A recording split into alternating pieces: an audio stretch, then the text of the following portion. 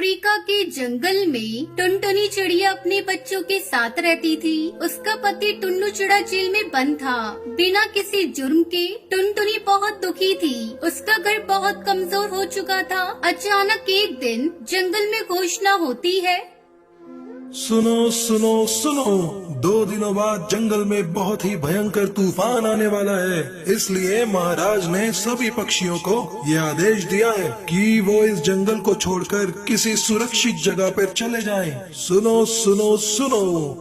ये घोषणा सुनते ही सभी पक्षी बहुत परेशान हो जाते हैं।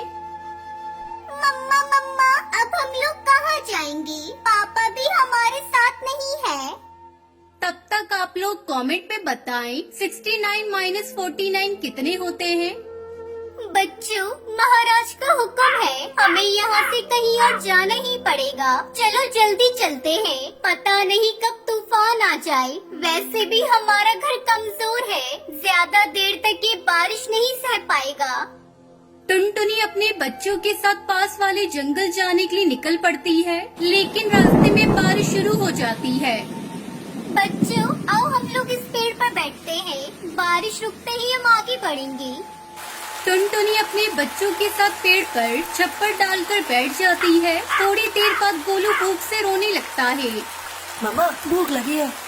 मम्मा, मुझे भी भूख लगी है। क्या करूं? मेरे बच्चे भूखे हैं। जल्दी जल्दी में मैं बच्चों को कुछ खिला भी ना सकी। मुझे अपने बच्चों के लिए भोजन का इंतजाम करना होगा। सुनहरी बेटा, तू अपना और भाई का ध्यान रखना, यहाँ से बाहर मत निकलना। मैं भोजन लेकर अभी आती हूँ। टुनटुनी भोजन की तलाश में चली जाती है। इधर गोलू सुनहरी से कहता है, दीदी, मुझे बारिश में भीगना बहुत अच्छा लगता है। चलो ना, बारिश में भीगते हैं। ना पापा ना, मम्मा को पता चलेगा तो वो हम दोनों को बहुत पीटेंगी। चलो ना दीदी, माँ को कैसे पता चलेगा? माँ तो भोजन लेने गई है। तुम्हें भी तो बारिश में भीगना अच्छा लगता है ना? चलो ना दीदी। सुनहरी और गोलू दोनों बारिश में भीगने लगते हैं। तभी शिकारी चील गोलू को पंजे में दबाकर उड़ जाता है। मम्मा मम्मा जल्दी आओ, मम्मा वो चील गोलू को उठाकर ले गया। सुनहरी जोर जोर से रो रही थी। तभी टुनटुनी भोजन लेकर आती है। क्या हुआ बेटा तुम्हें? गोलू कहाँ है? मम्मा, एक चील गोलू को उठाकर ले गया। लेकिन मैं तुम दोनों को यहाँ छुपा कर गई थी बिटिया, फिर कैसे? मम्मा, मैं और गोलू बारिश में भीग रहे थे, तभी वो चील पता नहीं कहाँ से आ गया और गोलू को पकड़ लिया। हमने आपकी बात नहीं मानी। चलो यहाँ से बेटा, हम लोग आगे चलते हैं। शाम होने तक किसी जंगल में पहुँच जाए, यही बहुत है। टुनटुनी चिड़िया अपनी बेटी सुनहरी के साथ आगे का सफर पूरा करती है। उसे दूसरे जंगल में एक गुलाब का घर दिखाई देता है। वो उस घर के पास जाती है और दरवाजा खटखटाती है। कौन हो तुम दोनों? हम दोनों परदेसी हैं बहन। हमारे जंगल में बहुत बड़ा तूफान आया हुआ है। कुछ दिनों के लिए अपने गुलाब घर में हमें रहने को दे दो। तूफान थमते ही हम दोनों यहाँ से चले जाएंगे। आ जाओ अंदर तुम दोनों, मेरे गुलाब घर में बहुत जगह है। तुम दोनों जब तक चाहो रह सकती हो। टुनटुनी खुशी खुशी अपनी बेटी सुनहरी के साथ उस गुलाब घर में रहने लगती है। कुछ दिन बाद बारिश थम जाती है। सुंदरी बहन, हमें इजाजत दो, अब हम चलते हैं। आपका बहुत धन्यवाद, आपने हमारे तूफान से बचने में मदद करी। सुंदरी कौवी एक भली जादूगरनी कौवी थी। उसे टुनटुनी के हाल पर दया आ जाती है। ये लो टुनटुनी बहन, ये जादुई गुलाब के बीज है। इसे एक सुरक्षित जगह देखकर मिट्टी में दबा देना, ये गुलाब घर में बदल जाएगा। टुनटुनी इस बीज को सुंदरी से लेकर नदी किनारे की मिट्टी में दबा देती है। अगली सुबह वहाँ गुलाब घर देखकर दोनों माँ बेटी खुश हो जाती है और खुशी खुशी उसमें बाकी की जिंदगी काट देती है।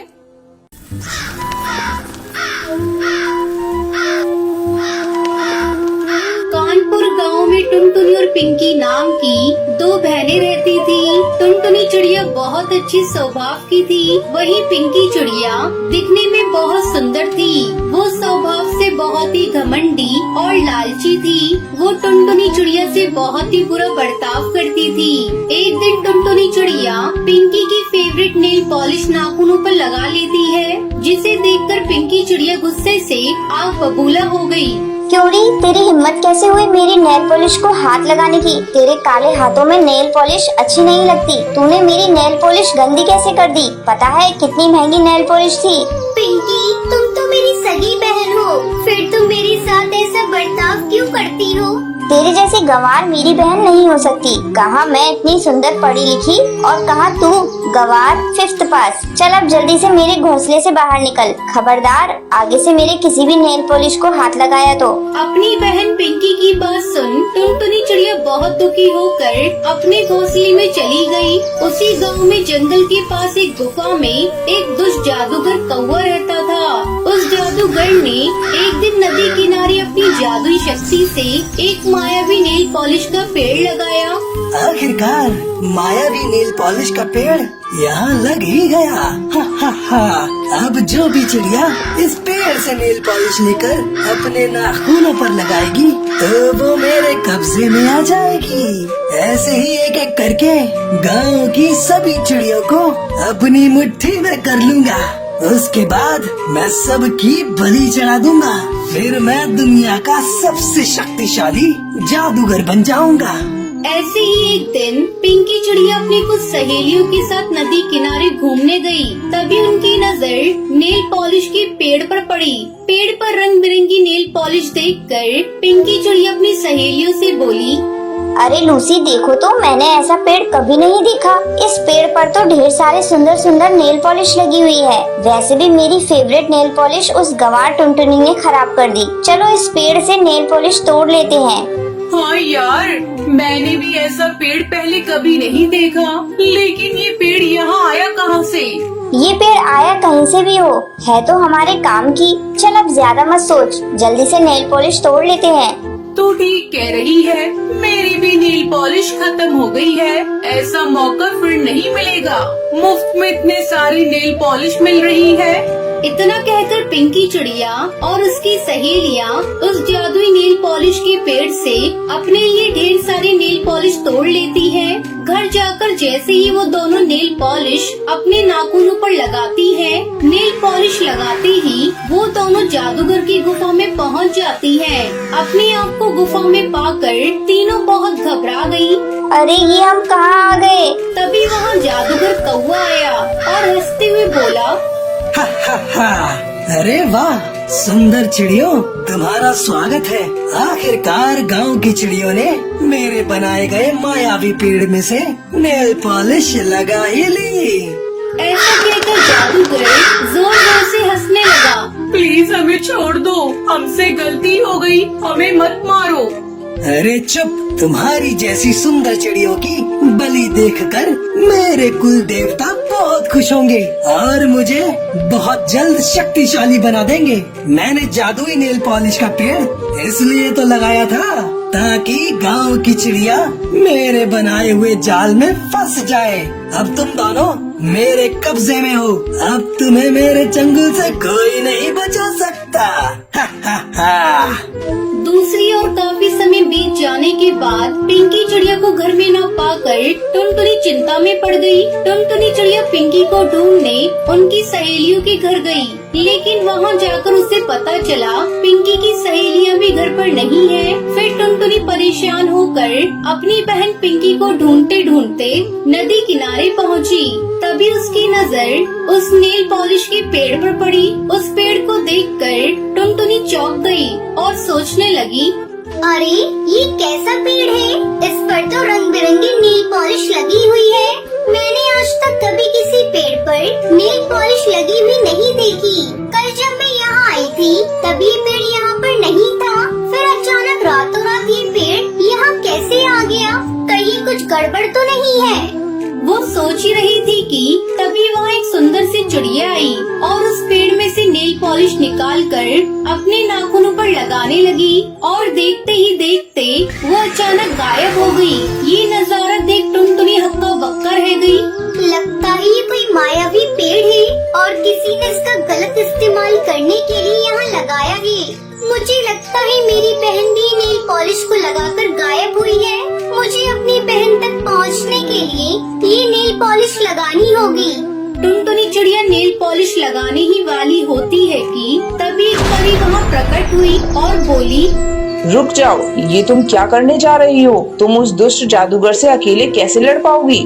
मुझे अपनी बहन को किसी भी कीमत में बचाना है, चाहे मेरी जान ही क्यों न चली जाए। साथ ही मुझे गांव की बाकी चिड़ियाओं की भी जान बचानी है। टुनटुनी, तुम बहुत ही अच्छी चिड़िया हो। तुम्हारी बहन ने तुम्हारे साथ हमेशा बुरा बर्ताव किया, लेकिन तुम अपनी बहन से बहुत प्यार करती हो, इसलिए अपनी जान की परवाह किए बिना अपनी जान खतरे में डाल रही हो। तुम्हें पता नहीं वो जादूगर कितना शक्तिशाली है। वो गांव की सुंदर सुंदर चिड़िया की बलि देकर बहुत ही शक्तिशाली बनना चाहता है, इसलिए मैं तुम्हें एक जादुई भस्म दे रही हूँ। वहाँ जाते ही उस जादूगर के ऊपर चुपके से छिड़क देना। टुनटुनी चिड़िया परी का धन्यवाद कर जादुई भस्म छुपा कर रख लेती है।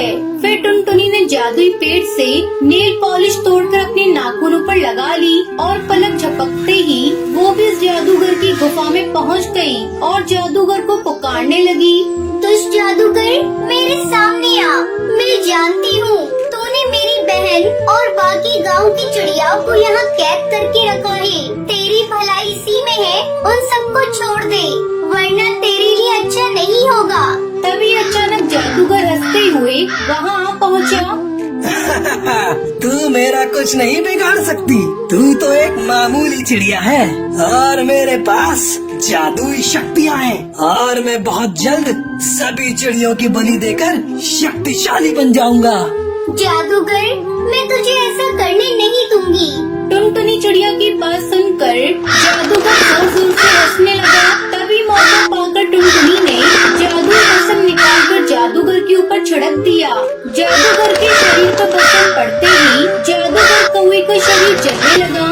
जादूगर के मरते ही सभी चिड़िया उसके चंगुल से आजाद हो गयी। फिर सभी ने टुनटुनी को धन्यवाद किया। पिंकी चिड़िया को भी अपने किए पर बहुत पछतावा हुआ और पिंकी चिड़िया टुनटुनी से माफी मांगती है। उसके बाद दोनों बहनें एक साथ खुशी खुशी रहने लगती हैं।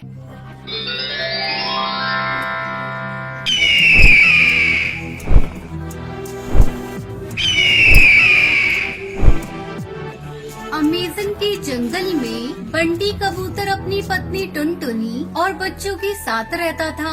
बंटी कबूतर ने अपने खेत में गेहूं की फसल लगा रखी थी। एक सुबह जब दोनों पति पत्नी अपने घर से बाहर खेत पर जाने के लिए निकलते हैं तो देखते हैं कि बाहर बहुत तेज बारिश हो रही थी। हे भगवान, आज मुझे अपनी फसल काटने जाना था और ये बारिश होने लगी। बारिश को देखकर पिंकी भी बाहर आ जाती है। पापा पापा, बाहर तो बारिश हो रही है। तुम बेटा यहाँ क्या करने आई हो? हम दोनों अभी आते हैं, तुम घर के अंदर जाओ। अगर भीग गई तो बीमार पड़ जाओगी। तब तक आप लोग कमेंट पे बताएं 100 into 6 कितने होते हैं। हे भगवान, इस बारिश को रोक दो भगवान, नहीं तो हम बर्बाद हो जाएंगे। हम गरीबों के मुंह से निवाला मत छीनो भगवान। ये सारी आपदा तुम हम बेसहारा पक्षियों पर क्यों डालते हो भगवान? मैं खेत पर जा रहा हूँ। भाग्यवान, तुम अपना और बच्चों का ख्याल रखना। मैं जल्दी लौट आऊंगा। ये आप कैसी बातें कर रहे हैं जी? इतनी तेज बारिश में आप वहाँ जाकर क्या करेंगे? बारिश रुक जाने दीजिए, फिर चले जाना खेत पर। नहीं टुनटुनी, मुझे मत रोको। मुझे अभी जाना ही होगा, वरना हम भूखे मर जाएंगे। बंटी कबूतर टुनटुनी की बात नहीं मानता और अपने खेत पर चला जाता है। वहाँ जाकर देखता है कि उसके पूरे खेत में पानी भर चुका है और सारी फसल पानी में डूब चुकी है। हे भगवान, खेत में तो पानी भर चुका है। मैं तो लुट गया, बर्बाद हो गया। मैं अब क्या अपने बच्चों को खिलाऊंगा? उन्हें कैसे पढ़ाऊंगा? कौन इस तूफानी मौसम में मेरी मदद करेगा? ना ही जंगल में कुछ खाने को मिलेगा। ये तूने क्या किया भगवान? तुझे जरा भी हम पर दया नहीं आई। बंटी अपनी फसल को देखकर आंसू बहा रहा था और उधर टुनटुनी परेशान थी। घर में पानी भर चुका था। माँ, घर में पानी भर गया है। अब हम लोग कहाँ रहेंगे माँ? बेटा, तुम गोलू को लेकर उस बक्से के ऊपर बैठ जाओ। अभी तुम्हारे पिताजी आते ही होंगे, फिर हम कहीं और चलेंगे। घबराओ मत, जल्दी ही हम सुरक्षित जगह ढूंढ लेंगे। दोनों बच्चे सहमे हुए लकड़ी के बॉक्स पर बैठ जाते हैं। दीदी क्या हम लोग पानी में डूब जाएंगे? मुझे बहुत डर लग रहा है दीदी। डर तो मुझे भी लग रहा है गोलू। पिताजी के आते ही हम दूसरी जगह पर जाएंगे। पानी की भार को पुराना घर सहन नहीं कर पाता और तेज आवाज के साथ टूटकर पानी में बहने लगा। माँ बचाओ। पिंकी मेरी बच्ची, गोलू तो दीदी का हाथ पकड़े रहना। बेटा मैं अभी तुम लोगों को बचाती हूँ, घबराना नहीं। टुनटुनी की लाख कोशिशों के बावजूद बच्चे बाढ़ के पानी में बह जाते हैं। उधर बंटी कबूतर को जब अपने परिवार का ख्याल आता है तो वो अपने घर आता है, पर वहाँ तो कुछ भी नहीं था। वो अपनी पत्नी को आवाज देने लगता है। टुनटुनी, कहाँ हो तुम लोग? हे भगवान, मेरी बीवी बच्चों को सुरक्षित रखना। तभी उसे टुनटुनी की कराहने की आवाज आती है। सब खत्म हो गया जी, घर टूट गया, बच्चे पानी में बह गए। अब मैं किसके सहारे जीऊंगी? मैंने उन्हें बचाने की बहुत कोशिश की पर नहीं बचा सकी। हिम्मत रखो, किसी तरह हमें जीना ही होगा। किसी न किसी दिन हमारे बच्चे हमें जरूर मिलेंगे।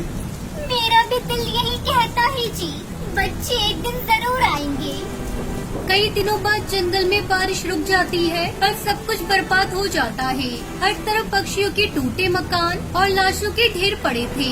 धीरे धीरे दोनों अपना गम भूलने लगे थे। अचानक एक दिन पिंकी और गोलू वापस आ जाते हैं। मेरे बच्चों, कहाँ चले गए थे तुम दोनों? माँ, हम दोनों लकड़ी के बॉक्स पर बैठे थे और बहते बहते शहर चले गए। एक भले अंकल ने हमें बचाया और आज हम आपके सामने खड़े हैं। अपने बच्चों को पाकर टुनटुनी और उसका पति बहुत खुश थे। फिर वो सभी मिलकर गीली मिट्टी का पक्का मकान बनाते हैं और सभी खुशी खुशी रहने लगते हैं।